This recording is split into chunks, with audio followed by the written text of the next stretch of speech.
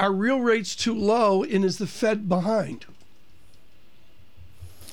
Well, it depends, I guess, on which real rate you're talking about. You know, the 10-year real rate is about 50-plus basis points. You know, what has it been normally? Well, before Lehman and before the crisis, it was close to 2%, and therein lies the rub. And the question, I suppose, for Chairman Powell, what's the new real interest rate, not only for a 10-year, but for Fed funds? I think they're targeting a 0% real rate for Fed funds, which might mean if we had 2% inflation, a 2% Fed funds rate. That's, you know, perhaps 6 months away with 2 hikes up to 2%. But nonetheless, it goes along with what the market was expecting, and now perhaps with these wage gains, a little bit more. Bill, I want to talk to you about some of the price action in the Treasury market this morning off the back of these numbers. Coming into 2018, big consensus positioning around a flatter yield curve. I'm seeing a steeper curve on a session so far. How do you think about that steeper curve at the moment, Bill? Is that just a consensus unwind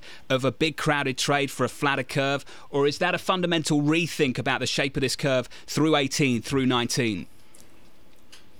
Well, I've never been an advocate of a flatter curve from this point forward. Admittedly, the curve has flattened substantially over the past few years, but you know, many are expecting the 10-year and the 30-year to flatten and to maybe for the 10-year to go higher, because it always has.